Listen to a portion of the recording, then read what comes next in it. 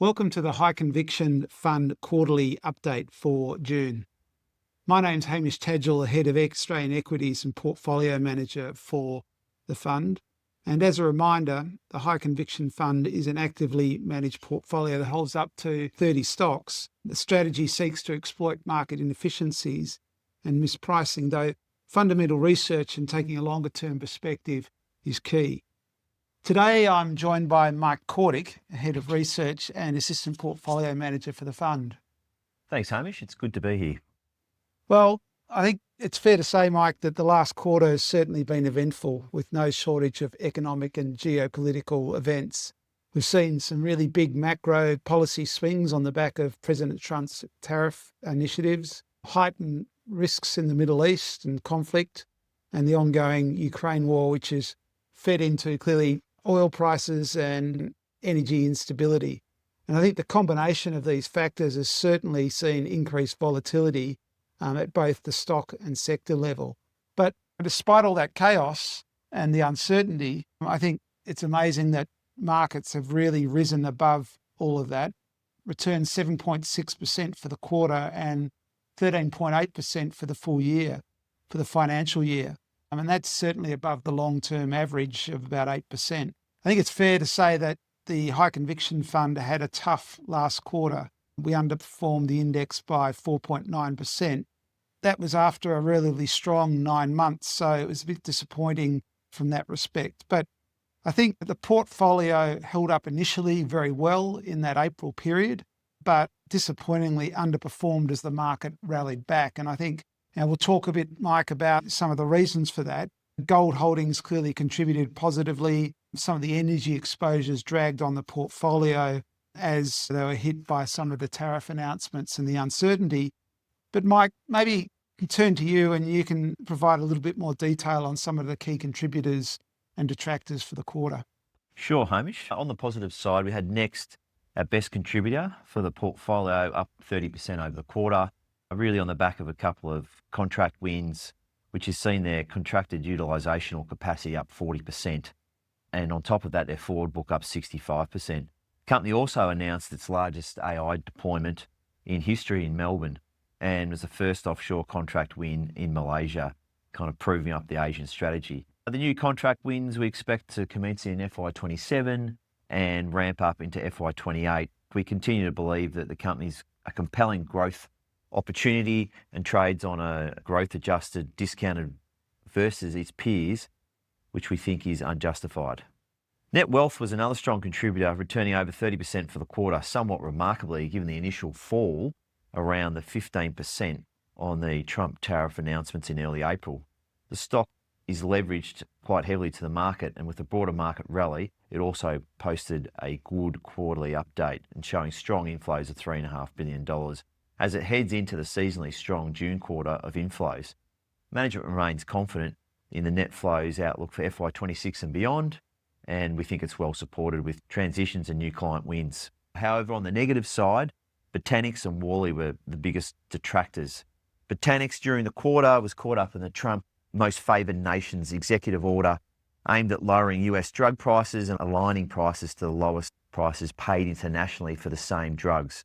We currently anticipate no material impacts on Botanics from this executive order, and its main product, Sofdra, is only approved and sold in the US. The Botanics distribution model, which bypasses a wholesaler, aligns with the executive order to let patients buy directly from the manufacturer. On the other hand, Worley also came under pressure from concerns of slowing economic growth, and on the back of trade and tariff restrictions and potential changes to the US Inflation Reduction Act early in the quarter, has never really recovered.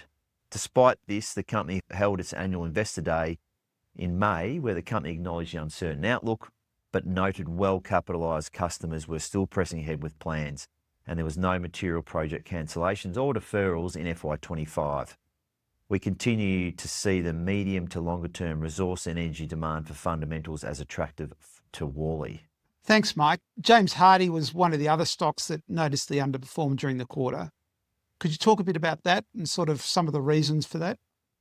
Sure, Hamish. James Hardie we see as a high-quality business where we have been invested for some time, but management has undertaken a large dilutive capital raising and acquisition at a very full price.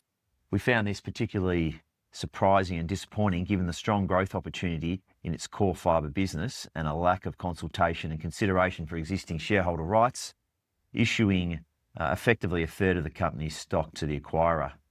Our investment thesis was very much that James Hardie is a high-returning business with a strong competitive advantage and well leveraged to the US recovery in the housing market. The decision to buy Aztec, a decking business, arguably had some synergies, but is significantly dilutive to returns, and the price paid was effectively giving away cost and revenue synergies over the next 2 to 3 years and leveraging up the balance sheet in what is a rather uncertain market. We were very disappointed in this, and the fact that shareholders had no vote in the decision, we decided to exit our position in the quarter. It's a good reminder and a lesson that you need to understand what management's motivations and incentives are tied to and how they are aligned with shareholders. Hamish, perhaps I could ask you how we're thinking about the outlook and current positioning. Sure, Mike. I think the first thing to say is that uncertainty still prevails. On balance, I think it seems most likely that the on-again, sort of off-again tariff situation with Trump will lead to a slowing US economy, with probably ripple effects across the world. The extent of any slowdown, I think, though, is going to be very difficult to judge and will be very much dependent upon how long the uncertainty prevails and the size of the tariffs and how that then weighs on confidence and growth. Currently, I would say that markets don't appear to be pricing any real slowdown in global growth. Consequently, I think if you get any sign that the US is slowing, we are going to potentially see a further sell-off or market weakness. That said, it's important to say that we feel very much better that Australia is better placed than many of the other countries to withstand the expected negative influence of tariffs. And I think the other important point is Australia's direct trade exposure to the US is pretty limited. And while indirect risks via Asian trading partners, in particular China, exist, on a net basis, I'd say that we're still better off relative to most other countries. And Hamish, how are we thinking about valuations? I mean, they've looked stretched for quite a while. We've had a further rally. What are your thoughts on that and any potential RBA rate cuts? Look, Mike, I think it's a good question, and there's a fair bit to think about here. I mean, the first thing I'd say is that there's no question that we've seen a strong run in markets since April, and that's been really driven by valuation expansion, not earnings expansion. So valuations are elevated. Secondly, I think the current environment is certainly favouring stocks with a structural competitive advantage and superior earnings growth. There's a scarcity premium that's being paid for high quality growth stocks at the moment. And that's increased, I think, post-April.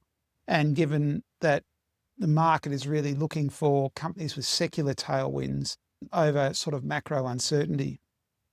We've seen this is most evident, I think, in sort of the technology and the infrastructure space, really on the back of this sort of the resurgence of the AI phenomenon post the sell-off around DeepSeek earlier in the year. But also we've seen it in the banks, and we've seen a select number of sort of what I would call large cap quality names like Wesfarmers and JB Hi-Fi, etc. They've also been caught up in this, and certainly their valuations are starting to look very stretched.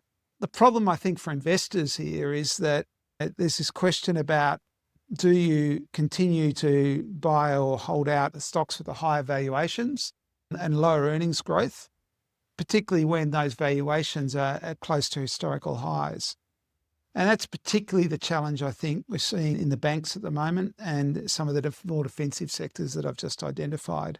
Mike, just in light of the positioning and valuation we just discussed, perhaps you could elaborate a little on some of the key positions in the portfolio that we're looking to where we see some latent value.